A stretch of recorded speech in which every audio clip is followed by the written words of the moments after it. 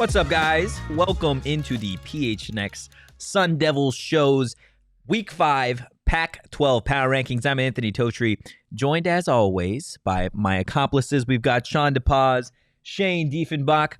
Gentlemen, it was a hell of a week in the Pac-12 this past week. Saw some great matchups. Sean, I'll start with you. What has changed in your power rankings? A decent amount in the middle of the board. I'm keeping Utah as the best team. I'm shocked that you guys still have USC up there, to be honest. I think Utah is the best. And then USC, like we've talked about, clearly the best two teams in the conference. Washington's loss shakes everything up. Washington and Oregon State's losses shake everything up a little bit. Oregon, I have problems with Oregon and UCLA, but I think Oregon is the most talented roster out of the top two, so I put them at 3. UCLA, DRT is clearly capable of carrying that team to great things, on occasion at least. So I'm putting UCLA 4. Washington obviously drops down. I think Michael Penix Jr. is still a very good quarterback, but after a loss like that, they got to slip. Wazoo's good. They haven't really beaten anybody. I mean, they beat Wisconsin when they were ranked, but Wisconsin's just clearly not that good of a team. Oregon State falls down. Just don't have enough confidence in their quarterback play. And then the bottom 4 stay the same. Cal, Arizona State, Stanford. I have a sneaking suspicion that Arizona State is better than Arizona and Cal, but I need to see that before I put them up there. And then number 12, obviously Colorado's not here because they stink and they don't belong in the conference. So I have a 2018 Mitsubishi Outlander. Okay. Got a new car a couple of weeks ago. Yeah. I was hesitant to put them on the power rankings last week, but after a couple consecutive weeks of strong performances, I feel like they earned their way in there. Surprised you didn't put David Carr on there. Yeah, I should have. Yeah, but it's just 18 Outlanders in general. It's the whole team. True. You know? It's been a great couple of performances, so I think they've earned that spot. Sean DePaz is the only person to put Utah number 1 and the only person that calls DTR DRT. Yeah, I did that on accident. Look, man, could have said by it, but we've seen you mentioned the loss that Washington suffered at the start of the week that really shook everything up, and I think you could see on the graphic all of our power rankings were adjusted a little bit by that. Shane, we'll go to you. You and I both have USC atop Utah in the Pac-12 power rankings, but after that, kind of what's your thought process? Well, USC just has the X factor more than Cameron Rising is. I think Caleb Williams is clearly the best the best quarterback in this conference, and that really puts them over the top.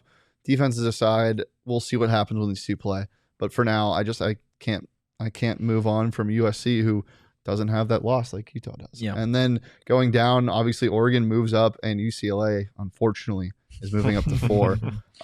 Until proven otherwise, just like ASU being at 11, until they lose/win a game, ASU and Utah, they're going to stay where they are. I mean, UCLA might keep running up. They're 18th in the nation right now, which is pretty crazy to me. Yeah. But we'll see what they do with the rest of their schedule. Washington falling down all the way to 5. You know, it was just a bad loss. Washington State, as you said, Sean, you know, the Wisconsin win isn't looking great, or isn't looking any better than it did when it happened. And they've had some good wins. They competed with Oregon, but they're going to stay at 6 for me. Oregon State, a little bit fraudulent. I know you guys love them, but I'm glad you put them at 7 they with don't me. have a quarterback. Yeah, that's tough. Cal, definitely above Arizona.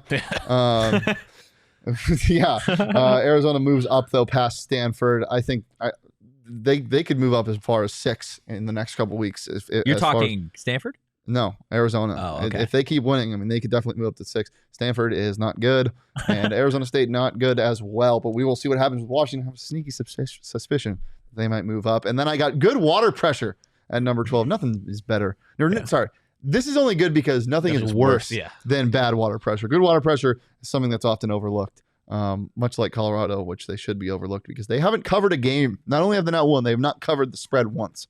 Neither has Colorado State, though. I got a hot take for you guys. They're bad at football. Wow. I didn't see that coming. Let's keep that to ourselves off camera. Okay. Yeah. I don't want you to get flamed because you have bad takes like that. Look, to round out the power rankings, this is what I've got this week. USC at number 1. Sean, I see where you're coming from with Utah, but I just think what we saw from Caleb Williams this past week and just throughout the season, it's clear that this guy is the real deal. Shane said it on the postgame show. He's going to be playing on Sundays. He's easily the reason USC is atop the conference. Utah, phenomenal team. Love Cameron Rising. Just don't think they necessarily have what it takes to be what USC is. We'll obviously see when these two teams play as the season goes on. Wasn't a giant fan of Oregon at the start of the season, obviously, because of what happened against Georgia, but as the conference has kind of shaken out over the course of the last couple of weeks, I think they're clearly the number 3 team. We all have them at number 3. UCLA at 4. Don't love that I have to put them here, but they beat Washington, and it would be hard to deny them that 4th spot. Wazoo is up there. Washington, man, like Michael Penix Jr. is such a good quarterback. It's a shame that they lost to UCLA because I think if he was on the Oregon State team, I think that team would certainly be number 3. Oregon State's at 7, which is where we all have them, obviously, with that really, really bad loss to Utah. Hand up, I said that Oregon State was going to win that game outright.